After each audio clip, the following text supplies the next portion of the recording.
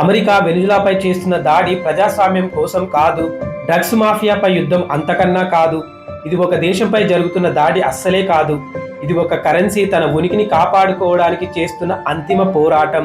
Venezuela గడ్డపై రక్తం చిందించబడుతోంది అంటే దానికి కారణం అక్కడ ఉన్న చమురు మాత్రమే కాదు, ప్రపంచ యజమానిగా చలామణి అవుతున్న అమెరికన్ డాలర్ ఆధిపత్యానికి పట్టిన గ్రహణం పేరు వెనిజులా.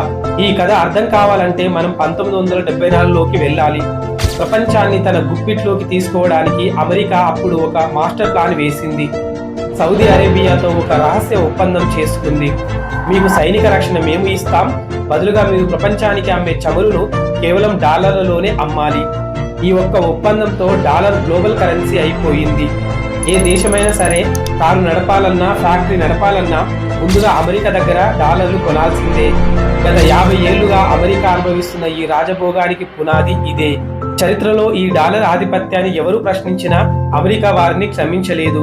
2000 సంవత్సరంలో సద్దాం హుసేన్ యూరోలలో చమురు అమ్ముతా అన్నాడు.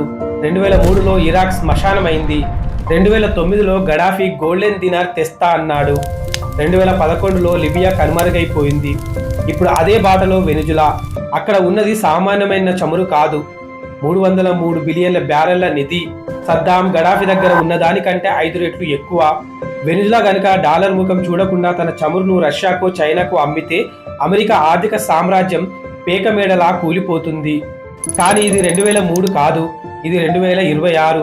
ఈ రోజు అమెరికా తన పెరిటిగా భావించే దక్షిణ అమెరికాలో రష్యా, చైనాల పాగా బాగా పెరిగిపోయింది. బ్రిక్స్ కూటమి కూడా బాగా బలపడింది. చైనా తన యువాన్లతో చమురు కొంటోంది.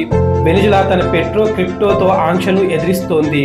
షిఫ్ట్ వ్యవస్థను కాదని కొత్త పేమెంట్ ఛానల్స్ పుట్టుకొస్తున్నాయి. అమెరికా విధిస్తున్న ఆర్థిక ఆంక్షలు ఇప్పుడు ఆ దేశానికి శాపంగా మారుతున్నాయి. డీ డాలరైజేషన్ అనే మంట ఇప్పుడు ప్రపంచవ్యాప్తంగా వ్యాపిస్తోంది. జనవరి 3, 2026 వెనిజులాపై దాడి అమెరికా శక్తికి నిదర్శనం కాదు, అది ఒక భయానికి సంకేతం. ప్రపంచం మొత్తం డాలర్ను వద్దనుకుంటే అమెరికా ఎంతమందిపై బాంబులు వేయగలదు, ఎన్ని దేశాలను అస్థిరపరచగలదు?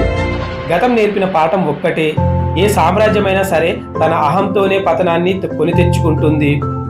వెనిజులాపై దాడి కేవలం ఒక దేశం కోసం జరుగుతున్నది కాదు, అది డాలర్ లేని కొత్త ప్రపంచం కోసం జరుగుతున్న ఒక మహాయుద్ధం. వేచి చూద్దాం రేపటి చరిత్ర ఎవరి పక్షాన నిలుస్తుందో.